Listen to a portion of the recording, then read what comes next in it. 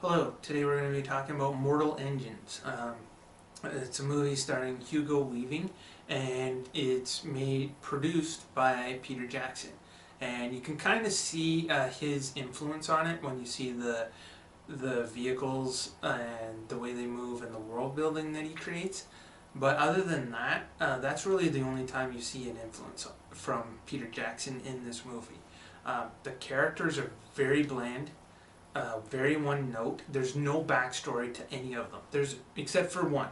The main character, Hester Shaw, and the only reason she gets a backstory is because she's on a revenge mission. This is seen in the trailer, so it's not spoilers, but she's on a revenge mission because Hugo Weaving's character killed her mom.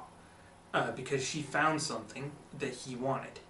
And so that's her backstory, and that's all they tell you about her past. And that's all they tell you about anyone else's past too. They don't go into any details about who they are, why they're doing the things they're doing.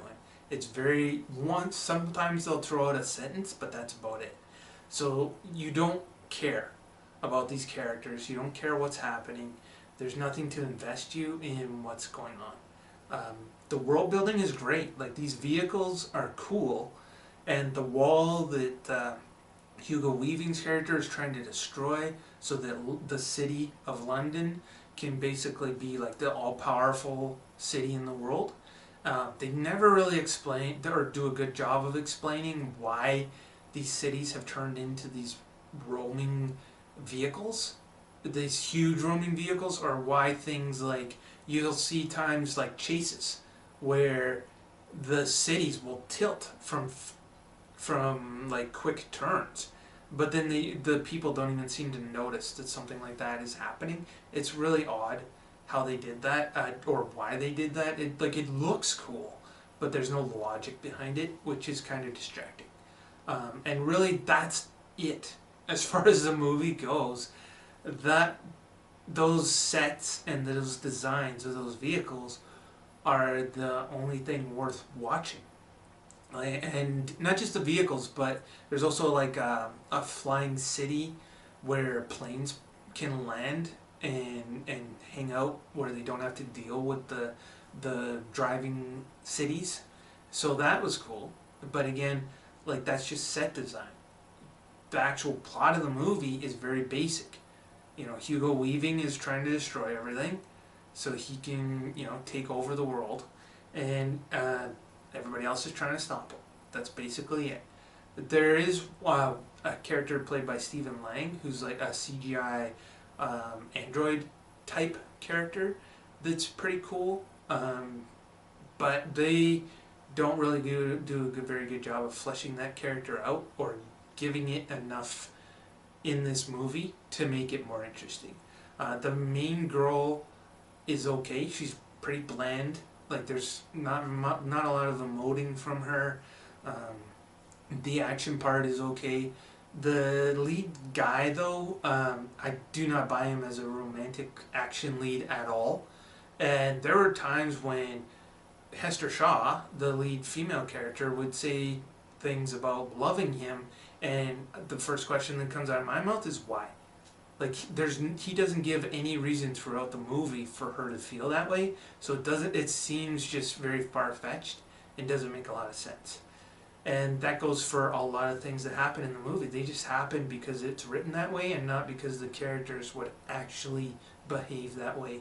So the writing and the story isn't great.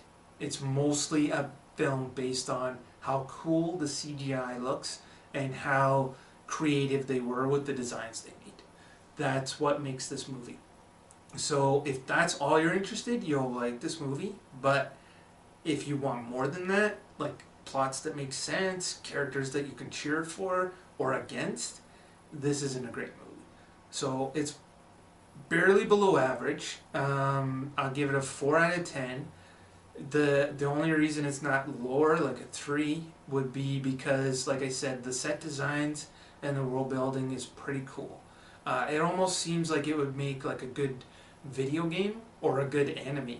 But making a movie out of this, where you're not explaining a lot of what's going on, you've created this entire world, but nobody knows why things are the way they are or how things work, and you don't really go into a lot of detail about explaining it. It just seems like there's too much for a movie, and so they didn't include any of it, which is an odd choice. But overall, like I said, it's a 4 out of 10, slightly below average, but the only reason it's not lower is for the visuals. If the visuals aren't interesting enough for you, then 3 out of 10. So maybe if it's on Netflix, maybe it's free, you can get a view of what things, of the set design, things like that, without really paying attention to the plot or the characters. You might get a little bit of value out of that. But overall, not a movie worth watching or going out of your way to see. So, if you like this video, like, share, subscribe, or all of the above. Thank you, and have a nice day.